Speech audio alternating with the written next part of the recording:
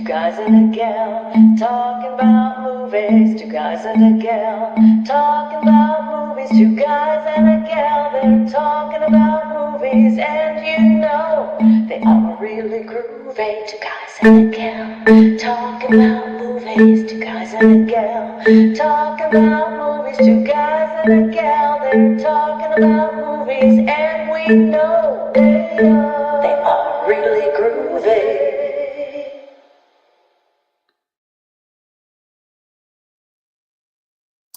Hello, everybody, and welcome to this episode of Two Guys and a Gal Talking About Movies. And today we're going to be talking about an absolute icon of old Hollywood, none other than Mr. James Stewart. That's right. Jimmy Stewart, just wonderful, wonderful actor and a class guy. So many, just a variety of movies that he's done. Um, so uh, I'm going to bring up.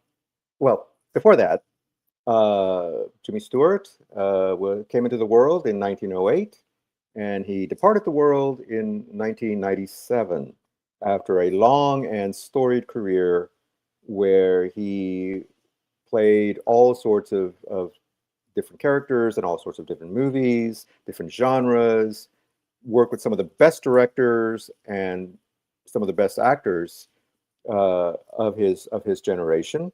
And yeah, and by an interesting coincidence, his final film was an animated movie, Fievel, and Paul Newman, who we talked about a few weeks ago, one of his last movies was also an animated film. So I just thought that was kind of a weird coincidence. But anyway, so to talk about movies and Jimmy Stewart and all that good stuff, let me bring up my co-hosts here on this. And yes, there's going to be a lot of this. So buckle up, Buttercups.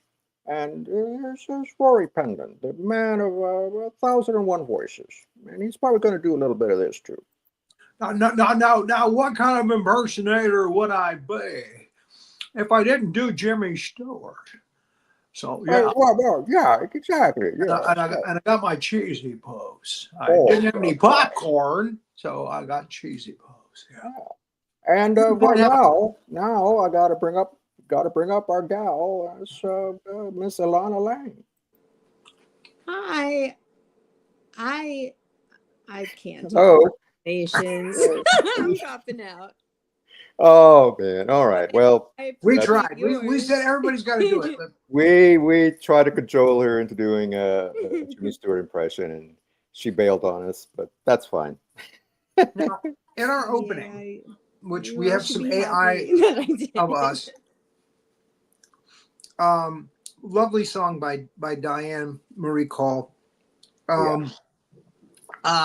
I just realized watching it just now in the opening that for some crazy reason I look like Matt Gaetz. Hair slick back. I can't hear Rory. You can't hear me. You can hear me though, Manny, right? Yeah. Can you hear me, Ilana? I can hear you. I can't hear Rory though for some. Oh. Well, he's not muted.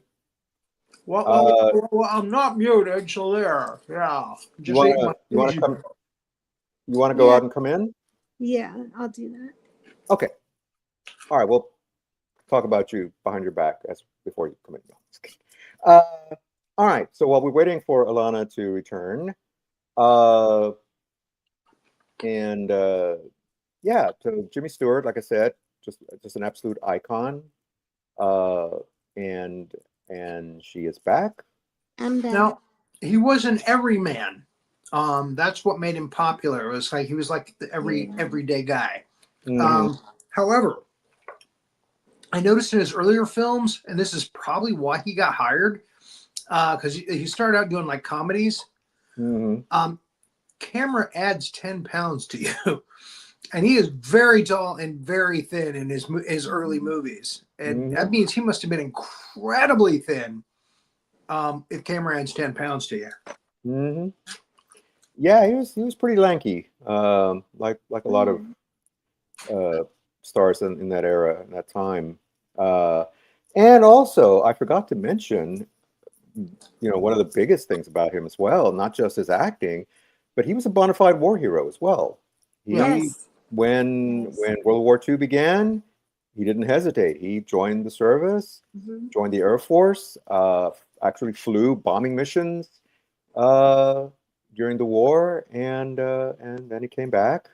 Fortunately, he survived the conflict and went on, returned to his career as an actor.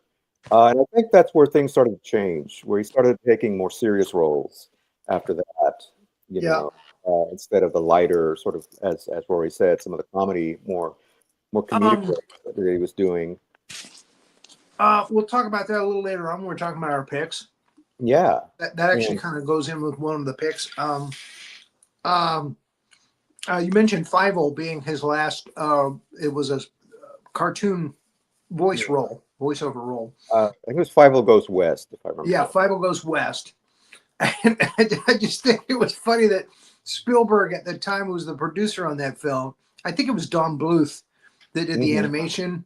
Yeah. Did All Dogs Go to Heaven? He used to be a Disney animator, and he did All Dogs Go to Heaven and some other stuff. But they're like, "Oh yeah, you have that mouse? Oh, we're gonna create our own mouse, and he's gonna be cuter. And we're gonna make more money because we're Jewish. He's a Jewish mouse. Damn it!"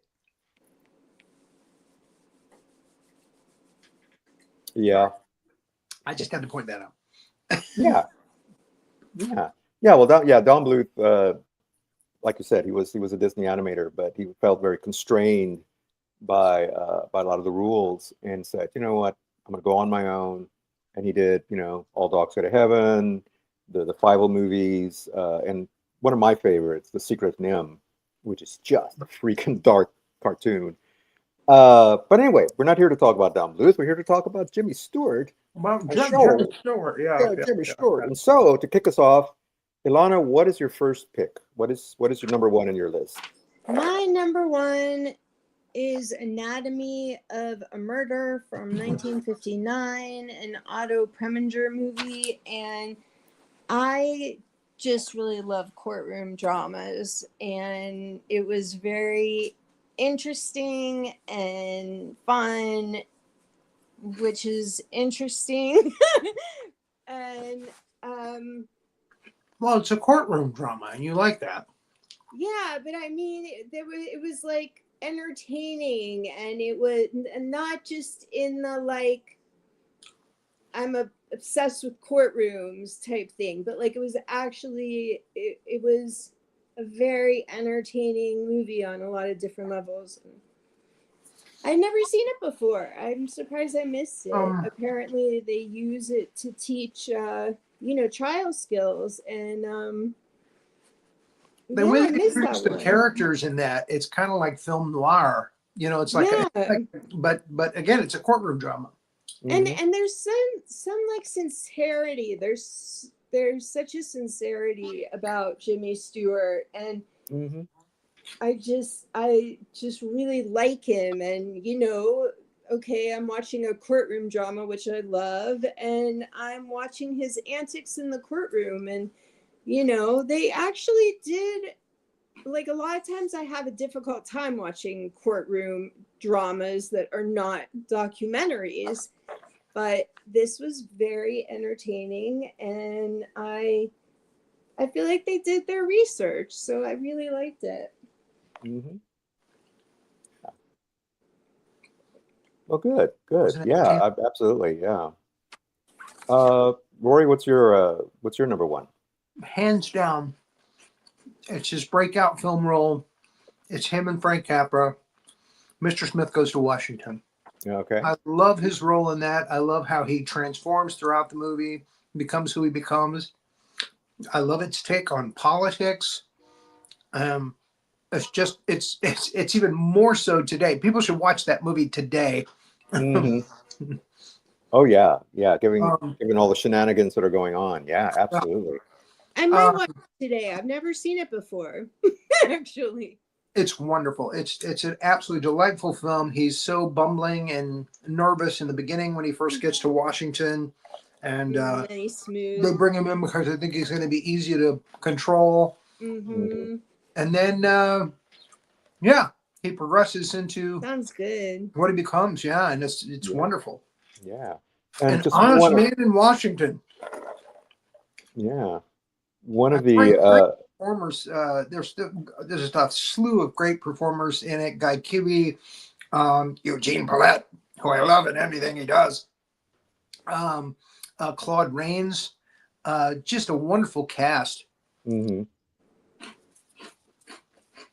Yeah. I can't remember the leading lady's name. I want to say June Allison, but no, she was later in his career in some of his other movies. Yeah. Um, sorry, but she was very good. I just can't remember her name. Jean Author. Jean Arthur. Okay. Mhm. Yeah. Oh, man. She's terrific. Yeah. Well, good. That's a good choice. Yeah. Didn't make my top five. Definitely, it's in my honorable mentions. Wow. Yeah, I know. It was on my top five for a long time, I got a but feeling your top five is going to be all Hitchcock. you know, That was you're tough.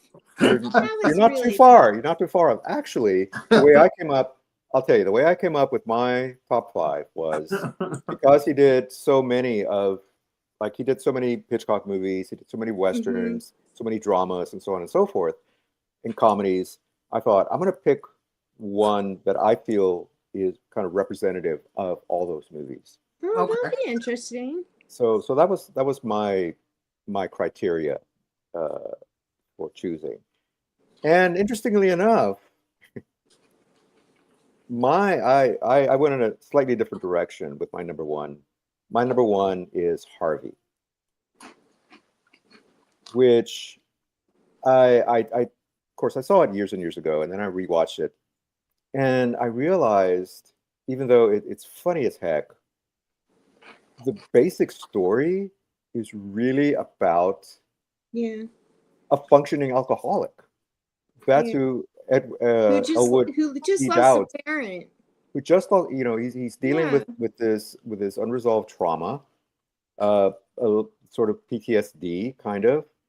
Well, not really PTSD, but yeah, he has this trauma. In fact, they even the doctor, Dr. Stevenson in the movie has to explains what trauma is to him, Hmm. uh, and yeah, to him, because he makes a mistake with the and and all that. But anyway, so yeah, he's traumatized and he's dealing with it, and so we don't know, well, except towards the end, we don't know if Harvey, the 6'3" rabbit, is real, or if it's just his way of coping.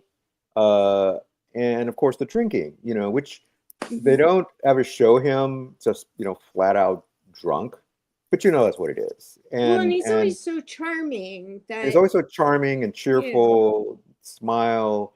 And I don't know if I'm pretty sure this was a deliberate choice, but it sounded to me, and I know he kind of tends to slur a bit, but it sounded like he was slurring, like he was drunk to Hmm. me, and Interesting. that's what kind of gave me the idea that, oh, and plus just the whole story. But I love all the mix-ups and the going back and forth. I love the aunt who wants to commit him, or not the aunt, but his sister wants to commit him, and she's the one who winds up getting committed Yeah. Yeah. because she talks about Harvey and all this, and all that mix up, and then her daughter, his niece, who it's like absolutely just she's wants to have him put away because she can't get a man otherwise, and all that stuff, which is a very Yeah. 1950s Messing up all that. problem. Yeah, she's just messing up their social life, and just the weird irony of her winding up being attracted to the attendant there at the mental hospital, or sanitarium, and I actually played that character in the play version of Harvey in my high school. oh, I How played. cool. They wanted me to play. They wanted me to play Elwood P. Dowd, but I couldn't slow it down enough to be Hmm. like Elwood P. Dowd. So they ended up switching me, and I ended up becoming Dwayne Wilson. Or Hmm. is it Dwayne Wilson? Wilson, yeah, yeah, Yeah, which was played by Jesse White in the movie.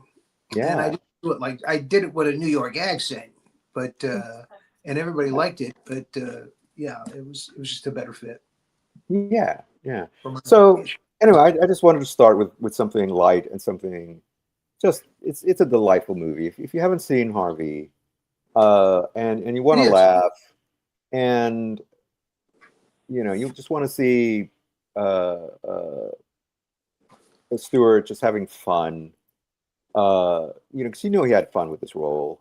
No, But there's also some heart to it. There's some sentiment to it, and some uh, I don't want to say dark places, but some Mhm. you There's see such some a there's such a gentleness to him, which yeah, so I yeah. mean the way he acts with Harvey and the way he always has him have his space. So this was Hmm. my number five.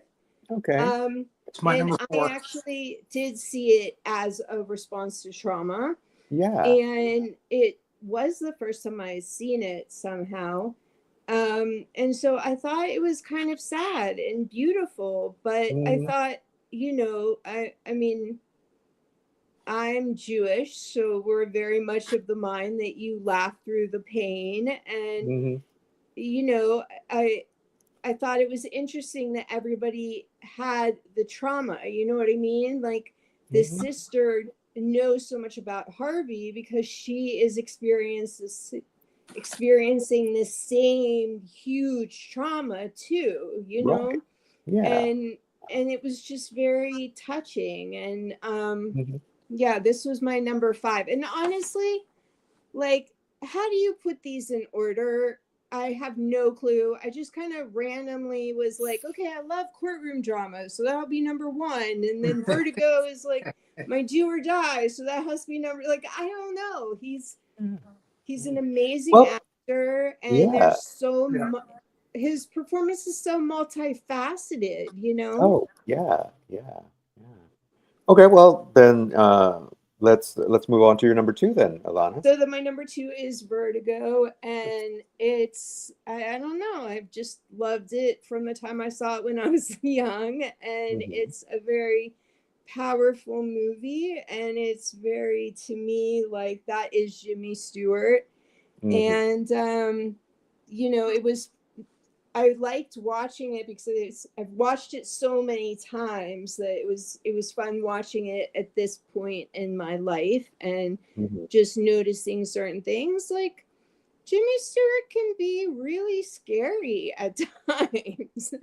He Yeah. really can. He's just an incredible actor, because he can definitely play goofy. He can definitely Hmm. play lighthearted, and that was also why I liked Harvey so much, is because he can have all these different aspects going on, but still maintain this gentleness. But in Vertigo, and I mean, at this point, I think everybody should at least know the spoilers. So Hmm. we'll say, when he takes her up, like, he's terrifying. Hmm. Yeah. So yeah, I mean, this is one of my all-time favorite movies. So Oh, nice. Yeah. Yeah, that's the thing. We had a choice of Hitchcock movies, and uh, okay. So, Rory, what's your number two? You're not going to finish that? Well, I'll get to my pick here in a minute. All So, right. Going back to Frank Capra again. If it's Capra with Stewart, it's going to be great. oh yeah, It's a yeah. Wonderful Life. yeah, If you can find the colorized version, it's one of the best yeah. colorizations of a movie I've ever seen. It's It was really, very really. subtle. It didn't, like, it wasn't blaring. Like, a lot of times it just totally takes you out of the movie. But Yeah. this was just kind of like, I don't know, watercolored or something, like it Uh, was, Yeah, I mean, It was I was really nice. less aware of the process, and sometimes you're very aware of it. Like if you watch Right. the King Kong in color, you're very aware of the colorization process throughout. It's very Yeah. colorful. In any case, Stewart had just come back from the war, and he was very vulnerable at the time. And Capra really kind of um, fed on that, I guess, is the best way to describe it. I mean, he used it because George is actually a very vulnerable character throughout the movie up until the very end, and it's just that feel good movie that everybody pulls out every year around this time of the year to watch, and there's a reason for it. It's just a really entertaining film. It's got a beautiful message in it. And again, wonderful performances by everyone, especially Stewart, who again was just coming back from shell shock. So yeah, it's a classic for a reason. It's top shelf. It's just 100% top shelf. It's probably Capra's. Again, I liked Mr. Smith Goes to Washington even more as far as Frank Capra. Sometimes Capra tends to get a little too sappy, when he does his movie. As a matter of fact, there was another movie called Is It a Wonderful World? With Claudette Colbert. And Capra directed Colbert and Clark Gable, and it happened one night, right? Yes. Which also had Eugene Ballett as the father. This seemed like somebody trying to copy Capra because it had Claudette Colbert, it had Jimmy Stewart, and it had the same kind of story as It Happened One Night. And it even has the title, but It's a Wonderful Life that came years later. So maybe Capra was kind of throwing that back at them. Oh, yeah, you want to try to copy me? I don't know. But that was kind of a disappointing one because it was just too much like it happened one night and not in a good way. I was just aware of it, that they were just trying to cash in on that. Anyway, so yeah, It's a Wonderful Life. Beautiful movie, wonderful movie. If you can catch it in color, do. It's great. Yeah. Well, it's interesting, it's regarded as such a classic now, just like Corey said. What's funny is it bombed when it was released. I know. It like died at the box office. They're like, Christmas movie, yeah. But now, and I think because it's like the Wizard of Oz, It from all the constant TV reruns and making it a special, once a year thing, different generations started picking up on it. And now, like you said, it's considered it's a Christmas classic. Yeah. I mean, you can't imagine a Christmas without It's a Wonderful Life. Although I think one of the reasons why I didn't put it on my top 5 is I just kind of got sick of it. I'm like, it's so expected. And yeah, it is a great movie. I mean, it's a very good movie. Frank Capra, top shelf director. Of course, Jimmy Stewart, excellent as ever. But I got to say, I absolutely love the SNL skit where they fixed the ending with Dana Carvey playing Stewart's character. It was Potter. He stole the money. Let's go get him. Exactly, and they beat up. Yeah, they're all beating him up. I can't. So I'm like. So I might as well throw in my 2 cents because this was my number 3. And it's funny that you said that you're sick of it, Manny, because for me, it's like going to the gym, right? You don't want to go, but then you go and then you get like all these like feel good, endorphins released. And then you're like, oh, the world is so great, And that's exactly what happened. I'm like, no, I don't want to watch this movie. I don't want to watch this movie.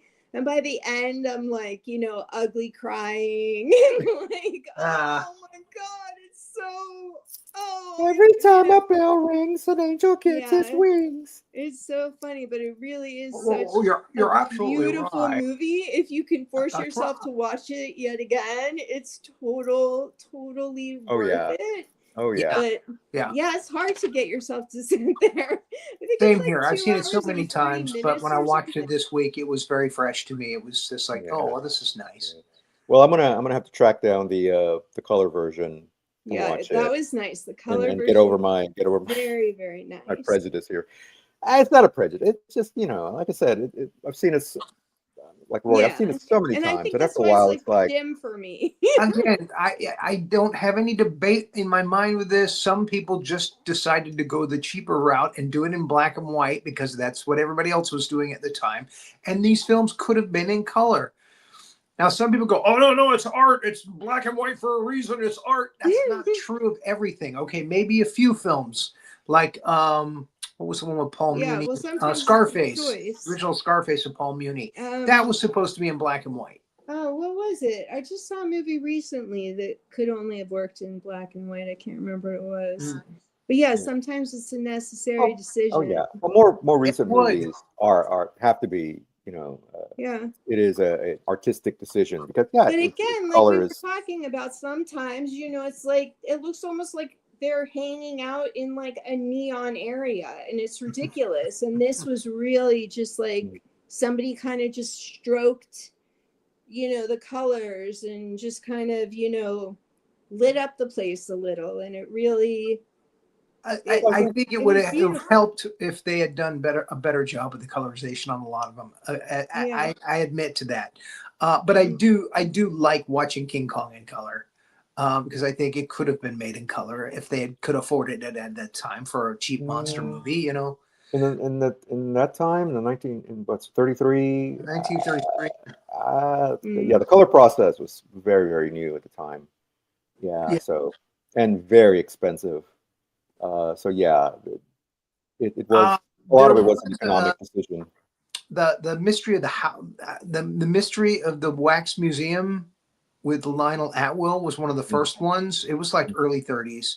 And it was like a 4-color process, and it actually looks pretty good. Yeah. If you can find it, it's very difficult to find it. Yeah. But they later remade it in color as House of Wax with Vincent Price. Vincent It's Price, exactly yeah. the same movie. Yeah. You Well, guys and- keep getting well, off on tangents. I know. Where are we? All All right, right. his number 2.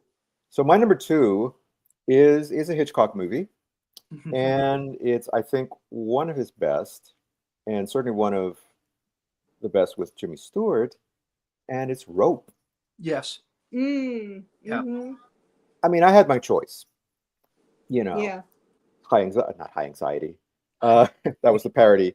Vertigo. They You know, all Man Who are Knew Too incredible. Much. All those. But Rope. Just the sheer Yeah. audacity of Hitchcock to try to make it look like it was all done in one shot, and it wasn't. Yeah. I mean, it was. There's like I think 10 different edits in the movie, There's 4 But it- shots actually, but it looks or there's so good. it's 5 shots actually because there's 4 edits. Yeah, And at any time, each one is like 20-25 minutes. Each time that somebody screwed up a line, they have to go back to the beginning and start yeah, over. They did it like yeah. a play. yeah, exactly. They Yeah. love to play, and from what I've read,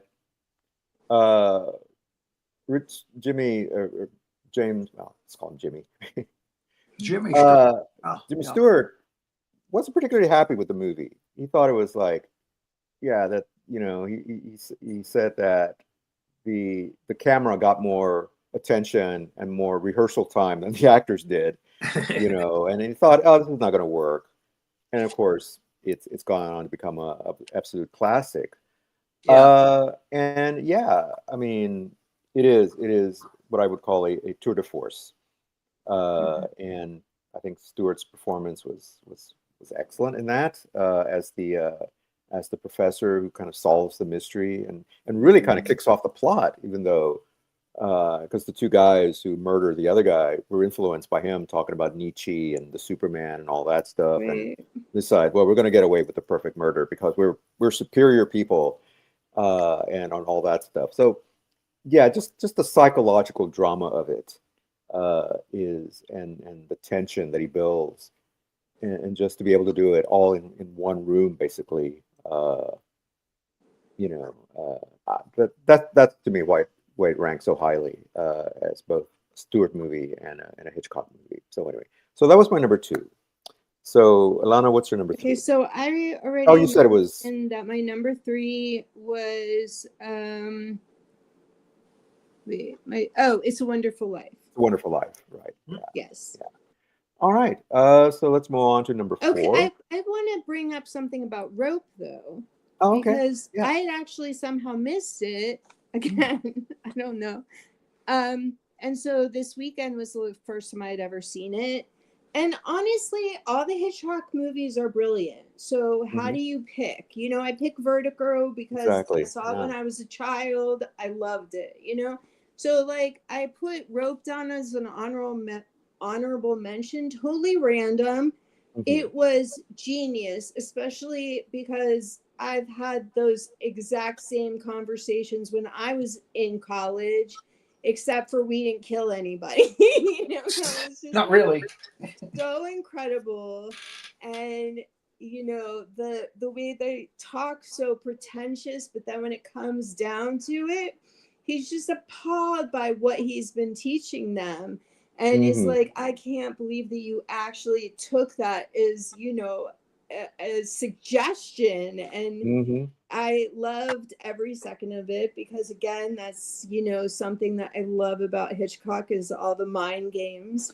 And that was just, and I love, I think I've mentioned this numerous times before, I love movies that look like plays because I come from, you know, a performance background. Right. And Yeah. I love that, like, we don't have to do too much. The focus is on, you know, the plot and the actors and the storyline. You know, that's what I'm interested in. Like, I don't really need to see 14 different rooms of a house and have everybody walk up and down the stairs a bunch of times. Like, I love these one Very self-contained. Yeah. base. You're reliant on how strong these actors are. Because for me, what's so important are the words, because I'm a writer, and how the actors speak it, you know? And of course, the direction, which, again, all brilliant. It's Hitchcock. So, yeah, Rope was... I feel disgusted that I made an honorable mention. It's, again, it's just genius. I love it. And it could have gone to any number except for, you know, two. Yeah. And it was originally a stage play. So yeah, you know, well, a Hitchcock number just of adapted Jimmy it for the Stewart's film. movies were originally stage plays, and Yeah, a I lot of think them that were. that's what I loved about them so much, like Anatomy of a Murder was. And I love that because, yeah, again, you're in this, and that's why I love courtroom scenes, dramas, whatever you want to call it. You're in this set space, and it's reliant on you to create the drama. Now, I'm very biased because I was a trial attorney, so of course I love that. But to me, I could watch that forever. Yeah, yeah. Well, we almost skipped Rory's number three. Sorry. So, Rory, what's your number three? It's a tie. I'm going to cheat again. And can It's you all guess right. what it is? Go for it. You It's have to. Rear Window and Rope. Okay. You didn't mention Rear Window. That's my number 4. Yeah. And again, of all of the Hitchcock films, I think that's his best performance. That's Jimmy Stewart's best performance. The scene where Grace Kelly goes into the apartment across the way and Raymond Burr comes back in, and just the shock, you just feel what Stewart is feeling as he's afraid that she's going to get caught and killed. The way you watch her climb up the fires. Oh, it's intense. Amazing. And again, it's an amazing performance. And again, he definitely deserves all the kudos in the world for it. And again, Rope is such an interesting film in the fact that, it's shot in just a couple of shots, and, you know, the process to get it done, again, kind of outweighed a little bit what's going on in the movie, but again, the pretentiousness of the students, you know, and how haughty they are, and how they think they're going to get away with it, and how Jimmy Stewart, you know, unravels and solves, like you said, the mystery, the murder. It's again, there's a reason why it is taught in film classes. Yeah, absolutely. Yeah. So, but yeah, Well, Rear Window, there's actually you mentioned also The Man Who Knew Too Much Oh, I Right. love that. and Vertigo. Mhm. But I actually think those are honorable mention Hitchcock films. These two are the ones that really stand out for me. Mhm. With Stewart, we're talking Jamie Stewart. So Yeah. yeah, Well, if I'd have thought about it, yeah, that's a perfect double feature. Yeah. Yeah, But you're right. Rear absolutely. Window. Oh my God. And I actually, there was a re-release a few years ago, and I got to Christopher. see it on the screen, on the big screen, and oh Oh, my wow. I God. love when they do that. Oh, to see it. I mean, Oh, I just thought you were talking about the remake. oh no, not the remake. No. I'm Oh, talking about no. the original To one. see the original one I on saw the it. big I saw it in the screen. theater. I When think I I saw it in the theater as when I well. lived Yeah. in New York Yeah. City, I saw it at, I forget what it's called. It was like something Film Archives or something, and they show all old films on the big screen. Mhm. And seeing them like that is it. Oh yeah, it's Everybody needs access to that experience. It's amazing. Yeah, I think they absolutely. released several Hitchcock films, and the Man Who Knew Too Much was one of them. Mhm. Because I remember seeing that in the theater. I also remember seeing Dial M for Murder in the theater. That's a good one. So yeah, I mean, all of Hitchcock's films are brilliant. Pretty much. You know, I even I actually watched one of his old ones, and I know we're getting way off topic again, talking about Hitchcock, but Let's just talk about Hitchcock for a I while. watched Jamaica Inn, which I just stumbled across it on one of these streaming services, and I remember, oh yeah, because I used to have the DVD, and I lost a lot of my DVDs, but and I thought I'm gonna watch this because I couldn't remember if I had actually seen it or if I was just kind of having a false memory about it. But I watched it again, uh, and oh my God, right from his early career, from his early movies in England, you could see the brilliance. I mean, it's a small. I mean, it's not Rear Window, you know, but you could see it. You could see the beginnings of it, the way he shot things, and yeah, the way the way he built suspense, and his sense of story and everything, and just yeah, it's just brilliant. Okay. I mean, I think in some respect, though, just real quick, in some respect, I think it also, at least for me, because I had been introduced to them in a different order than they came out, which I think is actually very important with most movies. You know, that's why Vertigo stuck in my head, and that's why I'm so like, actually Psycho is my favorite movie because that movie I saw when I was like 10 and it scared the shit out of me and I Yeah. loved it. So it's, I mean, I think there is a lot of that. And I actually had never seen Rope or The Man Who Knew Too Much before this weekend, but I knew that I was in love with Vertigo and Rear Window. And so that was very interesting too, to, you know, have been to discover two other ones this just a couple days ago. Cool. and All you're right. Well, let's get back. Well, no. We, blah, blah, blah. Lana, what's your number 4? Well, I'm done because my number 4 is Rear Window and my number 5 is Harvey. And I think I okay. said what needs to be said. Did I give my number 3? No. You didn't do your number 3. Oh, that's right. My number 3. So my number 3 is a Western. And again, Stewart did a bunch of different Westerns. Yes. But I had to go with my favorite. I had to go with my sentimental favorite, and that is The Man Who Shot Liberty Valance. There you go. with John Wayne, Jack Palance. Sorry, not Jack Palance. Lee Marvin. I Uh, I felt like a lot of Jimmy Stewart's westerns were kind of forced. They were trying very hard to make him like a Gary Cooper or a John Wayne, and it just wasn't happening for me because he's Mr. mhm, Nice Guy. You know, mhm, he's not that alpha male type. mhm. So a lot of them didn't work for me, but that one is on my list. Yes, Yeah, because because exactly. he's playing that type. He's not the hero in the film is actually John Wayne. And Hmm. again, you have Liberty Valance played by Lee Marvin, just a wonderful, wonderful villain, Hmm. just nasty all the way around. Hmm. And then you've got Lee Van Cleef and Strother Martin backing him up, and it's just wow, Yeah. Western candy. Hmm. Yeah. All right. Exactly.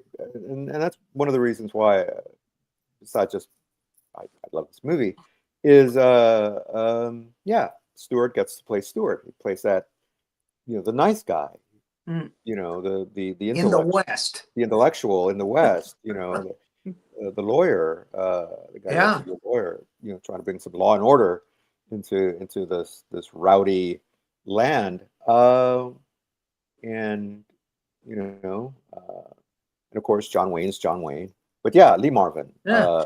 was you know, just the uber villain in that, and wonderful performance from him as the villain. And so yeah, The that was my number three. stagecoach scene where they're wearing masks. Hmm. But that voice, that Lee Marvin voice, you could tell right away who the hell it was. Hmm. It's like, Yeah, that's there's Lee something. Marvin. I hadn't seen it in a while, and I watched it today. And again, that's Lee Marvin. At first, I thought it was Claude Akins. And I went, no, that's Lee Marvin. And Hmm. sure enough, yeah, I had forgotten that Lee Marvin was Liberty Valance. I forgot that the villain's name was Liberty Valance. The movie's title is about the villain. Hmm. So Yeah, yeah, a great Western. It is a gem of a Western. yeah. Um, so what's your number four? Since Lana's already given My hers. yes, Or what's your number? Oh, your number four Rear Window. was Rear Window. Okay. Yeah. Do you have Uh, anything to add to that? No, I think we covered it. Okay. My number four is Harvey, which we've covered pretty extensively.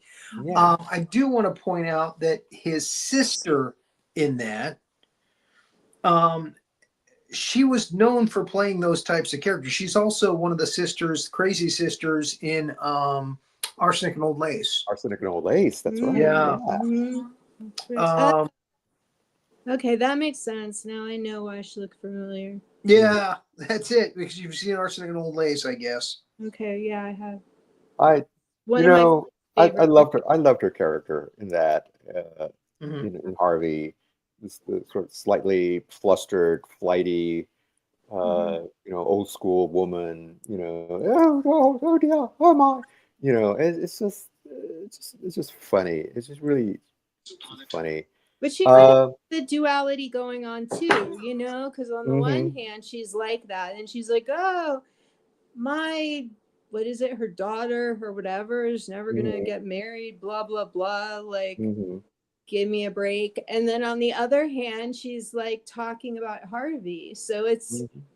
there's this weird empathy that's like Yeah. woven. Well, that's it. She's a sweet It's old such a lady. And yeah, she's smart movie.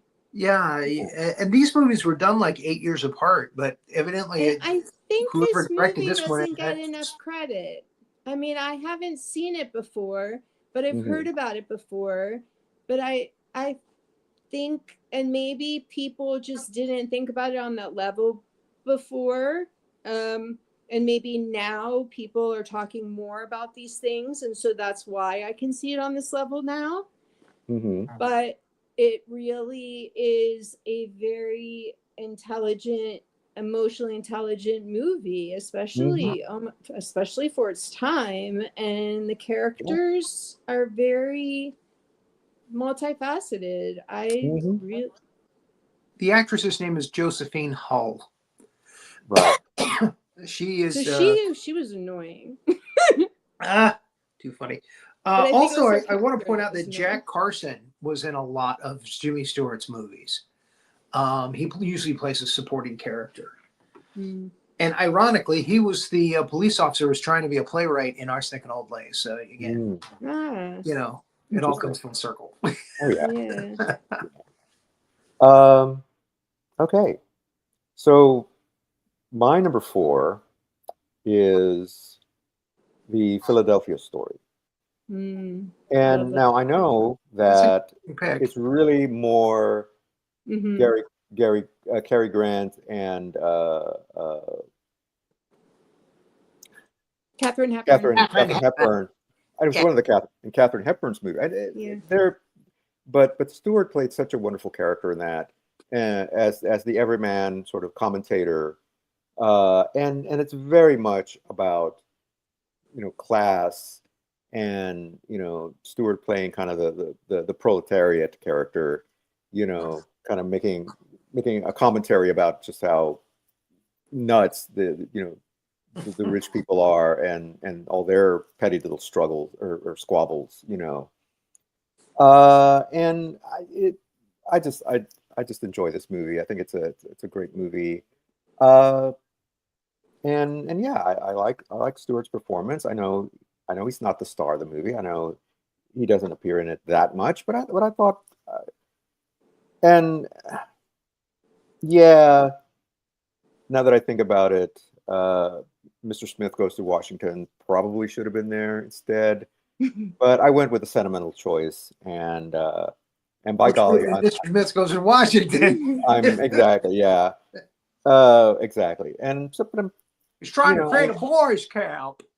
I had it Exactly. on my list, and then I took it off because I hadn't remembered that he was in it in the first place. And then when I Mhm. saw that he was in it, I was like, I think it's better to talk about somebody, Cary Grant.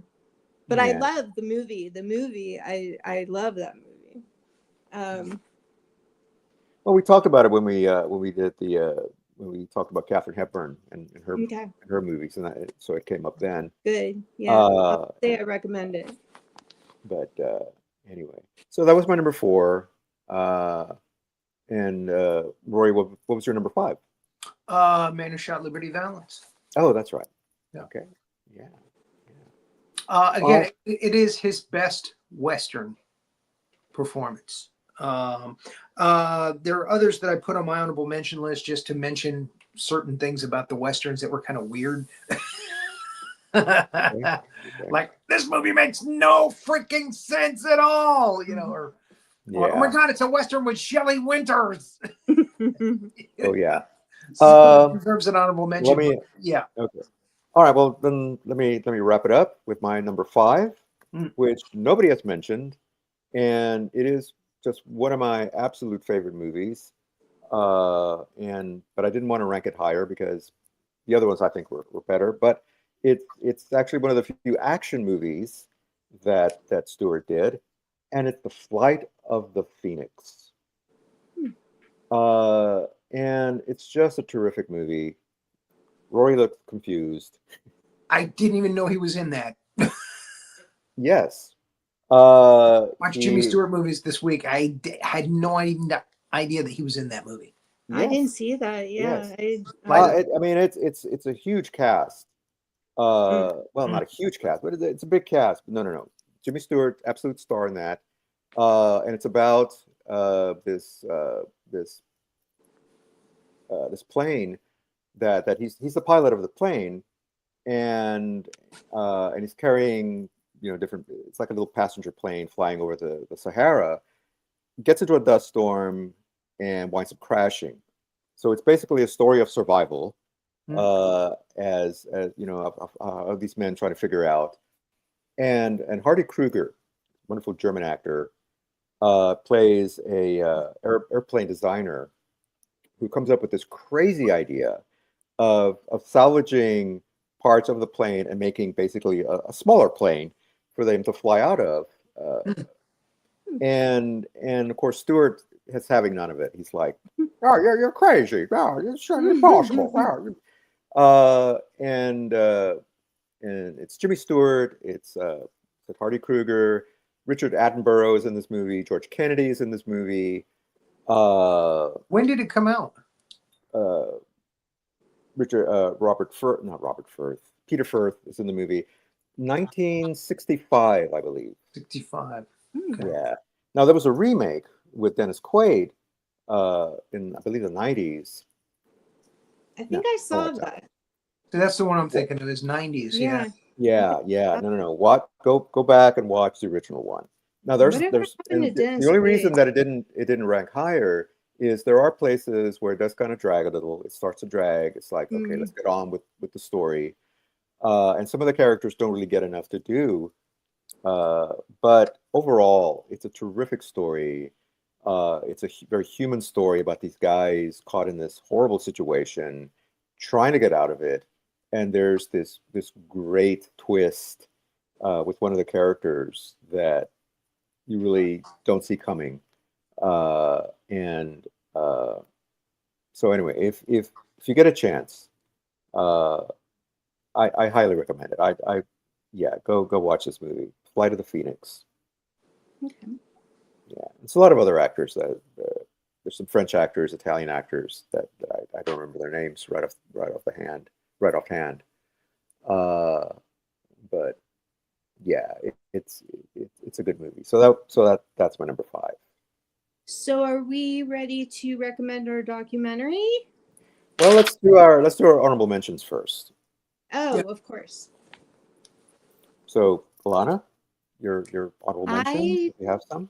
I just threw Rope and The Man Who Knew Too Much they're not actually honorable mentions. I don't have any. Okay. Rory? I have a slew. A slew. All right. Slew of honorable mentions. Well, hit us with it. Destry Rides Again was one of his first Westerns. Mhm. What I liked about this film, it's not a great Western, but what I liked about this film was the fact that Marlene Dietrich is in it, and it is definitely what Blazing Saddles based Madeline Kahn's character. Oh, absolutely. Okay, yeah. It's so funny to watch now because you just see Madeline Kahn the whole time, doing the shtick. I always really liked her. Winchester 73, another one of those Westerns, Mhm. but it's got Shelley Winters. It's like, oh my God, Shelley Winters on a Western. Who would have thought? So, I'm a good swimmer. And she was like thin in the Western. So that the Greatest Show on Earth's got to be mentioned. It's an Academy Award winner. He plays a clown in it. Again, it's a huge cast. But is that Charlton Heston? I believe so. Yeah. Yeah. And Cornell Wilde. That's wild. The Naked Spur, they should have called it the Rusty Spur. This one didn't work for me at all. Janet Leigh is in it, and she makes absolutely no sense whatever in this movie. She starts out with the bad guy played by Robert Ryan, and then ends up like falling in love with crusty old James Stewart, who's I'm taking him in for money. Why would you love a guy that would do that? So he's like trying to throw her away, and she's like, "No, you're my man. I love you." That's a silly movie. Glenn Miller's Story and The Spirit of St. Louis, they're basically the same damn movie. Yeah, a couple of biographies, yeah. Yeah, they're biographies of him playing people. That's Jimmy Stewart, though. Man Who Knew Too Much, Vertigo. Need I say more? Bell, Book, and Candle, nobody's mentioned. Which is where Kim Novak basically plays Samantha Stevens. This was the precursor to Bewitched, the TV show. Bewitched, yes. And again, Jack Lemmon. That's good. Just fresh, getting a fresh start in cinema, doing comedy. Right after Mr. What is Roberts. it called again? Bell, Book, and Candle. Nice. She plays a witch, and she That sounds falls in fun. love with Jimmy Stewart, and she tries to cast a spell on him to make him love her, but then she feels like guilty about it. And it's got some great people in it. It's got in one of the few movies he's been in, Ernie Kovacs is in it. Wonderful comedian. That's a fun movie. Yeah. It sounds fun. Anatomy of Yeah. a Murder. Mhm. Otto Preminger, say the line. Mr. Hobbs Takes a Vacation. When I watched this, I skimmed through it. I was like, this was written for Bob Hope. That's what I kept saying. It's so 60s. And again, it looks like it was written for Bob Hope. And then, you know, they put Jimmy Stewart and I think Lucille Ball. I think they wrote it for Bob Hope and Lucille Ball, and they didn't get them. Cheyenne Social Club was one of his last Westerns. That and The Shootist. He only does a cameo in The Shootist. He's the doctor. You got a cancer advanced. Wow. And Cheyenne Social Club is it's kind of a meh Western, but his dynamic with Hank Fonda, Yes. as kind of his bumbling sidekick, is hysterical. It's great. It's so much fun to watch them go back and forth. Kind of in the way that, you know, when you're watching Pulp Fiction, Jules and you know, Vincent. Travolta going back and forth. Yeah, Vincent. Yeah. His last great role, he's in The Shootist. He does a cameo. I'm sorry. Shit. I want to say The Big Easy, but that's not it. The Big Sleep. He does a cameo in it. Big Sleep. Yeah. But Magic Lassie was his last great big role, you know, where he's actually kind of the lead role of the movie, the matriarch of the movie. So those are my honorable mentions. Oh. All right. Well, you mentioned pretty much everything I had on my list, except, well, no. You mentioned Cheyenne Social Club, which is another one of my favorite Westerns as well. And yeah, it is a middling, I mean, as a Western, but it's not meant to be taken seriously. It's obviously a comedy. And basically the story is Jimmy Stewart and Henry Fonda play these two cowpokes, and Stewart winds up inheriting this club, which he thinks is like, you know, from the title of it, he thinks is, you know, a gentleman, like a men's, Gentleman's Club. a gentleman's club. Yeah, although that has a different context. So he goes to the big city, or he goes to the city to claim his inheritance, and it turns out to be a brothel, owned by or run by Mama Partridge, Shirley Jones. Shirley Jones. Yeah, it was just delightful, and he's horrified.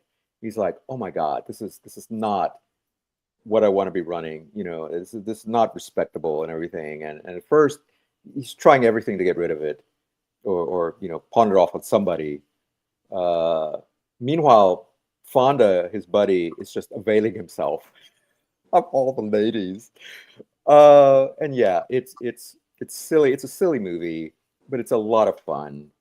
And like Rory said, what makes it really is the dynamic between Stewart and Fonda. They're kind of going back and forth, and their dynamic, and it's just delightful. So Yeah. Okay, so that's my honorable mention. Mentioned Anatomy of a Murder, Wonderful Life, Mr. Smith Goes to Washington, Death Street Rides Again, Spirit of St. Louis, yeah, Glenn Miller Story.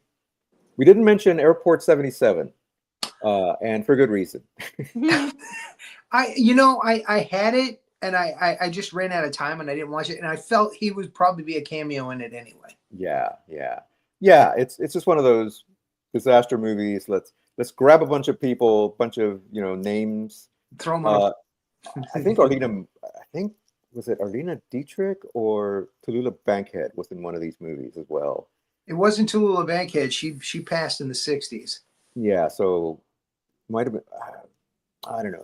It's one of these older actresses, Right. She was older at the time. So anyway, I just had to end on that weird note. All right. So Was it Ava Gardner? No. Ava Gardner was in one of the. Ava Gardner was actually one of in those? Towering Inferno.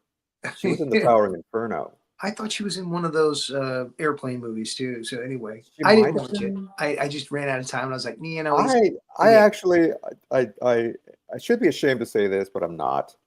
I was a huge fan of all those movies. I yeah. went to see the only one I didn't see because I was too young was the original Airport. But That's a good one. it's actually good. Yeah, I finally saw it when it came to TV That's the one with Dean Dean Martin.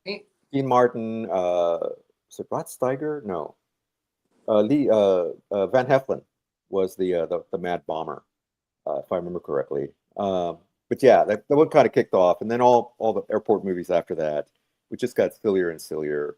Although it had, yeah, I think they all had George Kennedy in it at some point to kind of link everything together. That's good. And Yeah, then I think Tower Inferno, Earthquake. and then they had Charlton Heston, and yeah. Yeah. So anyway, I think Airport 77 is, I think, the one where they wind up at the bottom of the ocean, and Jimmy Stewart plays an art collector, a very wealthy art collector. That's the one with Yeah. Jack Lemmon too, right? And Jack Lemmon's the pilot, if I'm Yeah. yeah. And they have to raise the Titanic. They have to raise the plane. Raise the balloons plane or something. Yeah. So you do, yeah, I see you do remember it. You do. Oh, it's just I saw press back when I was a kid. Yeah. You know, movie, so I knew who was in it and I knew what the premise was, but still haven't watched it. I may watch it tonight just on a lark. Yeah. So I got time now. yeah. All right, so let's get to some documentaries. Alana, what's your documentary this week? Okay. This week I am recommending The Witness. There was a case that happened in 1964. Kitty Genovese was assaulted and murdered in Kew Gardens, Queens. And if people have taken prior to 2014 any kind of law class, sociology class, psychology class, this case was to teach about the apathetic observer. And so Kitty Genovese's brother goes into this is a 2015 documentary. He goes and he reinvestigates the case. And it's, I don't want to go too much in it because I really, really highly recommend it. It's fascinating. It was all a lie. For 50 years, it was a lie. And anybody that did have to learn this case, it's really, it's fascinating. It is absolutely fascinating why this lie was created. It was created to sell books. It was created to have a story, and it really made finding out what happened very difficult. He finds a lot of humanity along the way. That's how I'll put it because I don't want to go into too many details. But if you know the Kitty Genovese story, and even if you don't, it tells you what you need to know, and it makes very clear, why it was said to represent the apathetic observer and what her brother found along the way. I really love this documentary. And it's called The Witness? The Witness. Okay, cool. All right. Rory, do you have a recommendation? I do. I saw these years ago when they came out. There were three of them, actually. Three of them about the same guy, the Iceman. The Iceman Confesses, the Iceman Tapes. He's a mafia hitman, so he claims. And he was caught. They called him the Iceman because he would freeze bodies and then lay them out on park benches and stuff later. And somebody opened up one of the bodies and it was ice in the chest cavity still. They hadn't thawed him out completely yet. So he was using cyanide to kill people, like cyanide powder. He'd blow it in people's faces. He'd put it on their hamburgers and stuff while he was talking to them and that kind of stuff. He was using cyanide to kill people.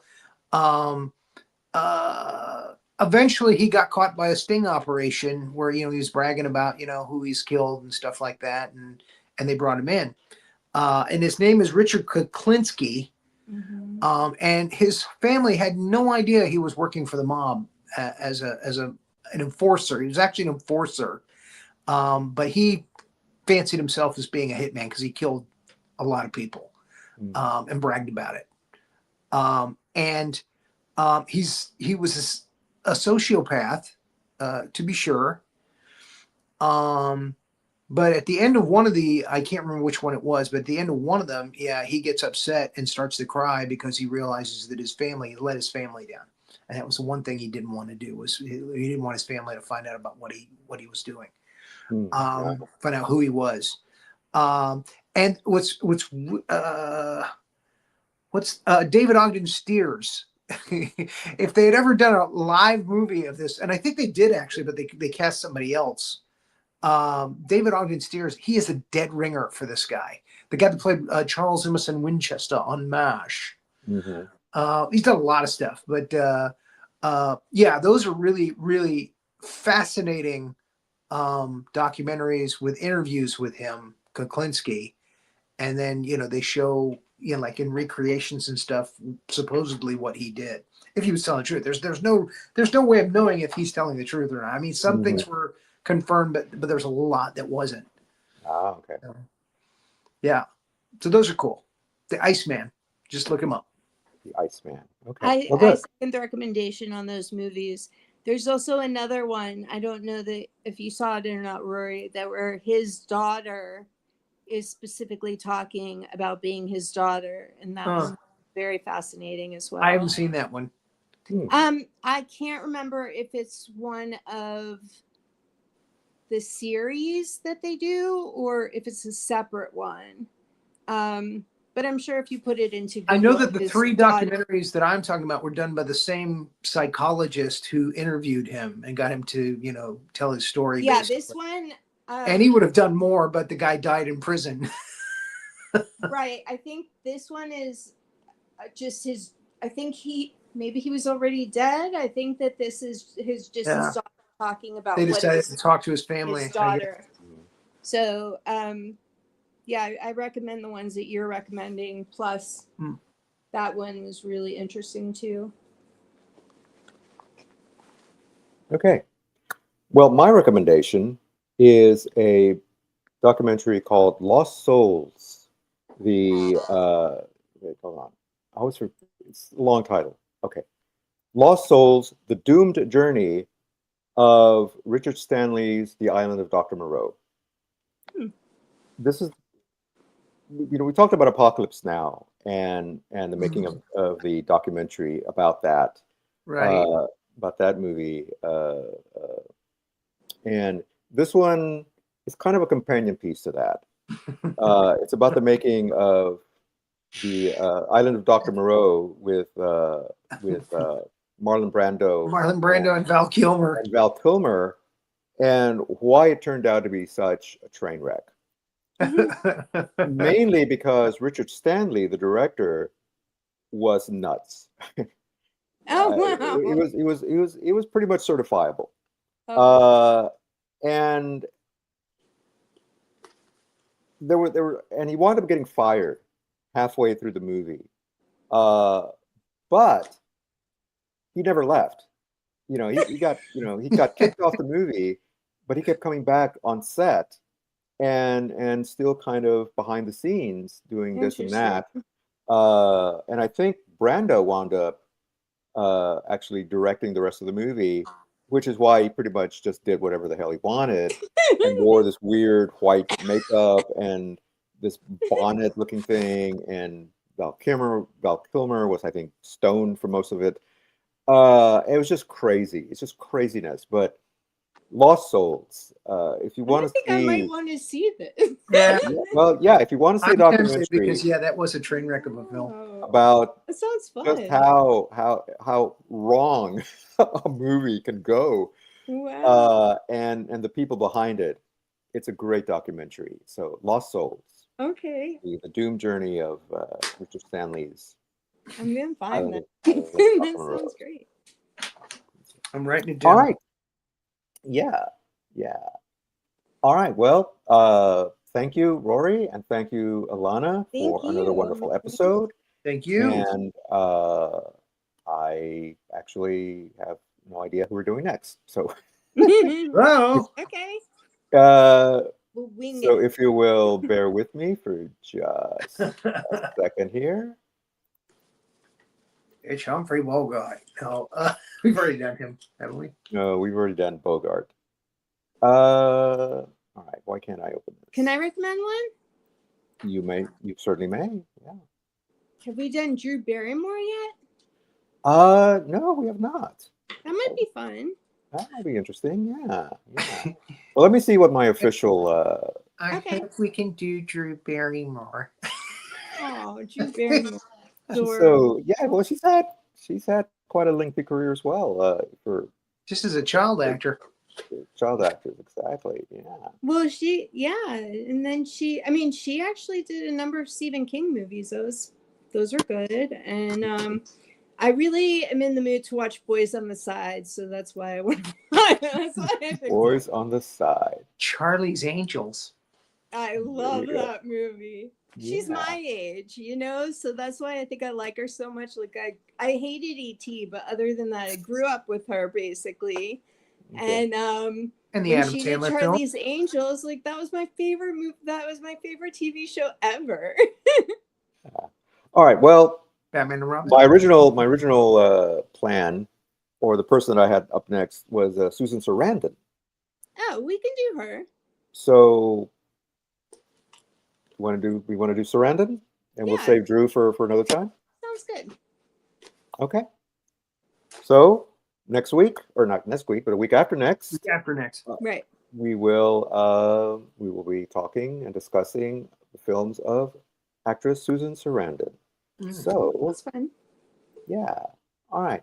So until then, thank you to Rory, and thank you to Alana. I almost said Renee, but thank you to Alana for joining me on another episode. And please come back in 2 weeks for Susan Sarandon. And until then, keep watching those movies. Thank you for watching this episode of Two Guys and a Gal Talking About Movies. Be sure to like and subscribe to our channel, and click the notification bell.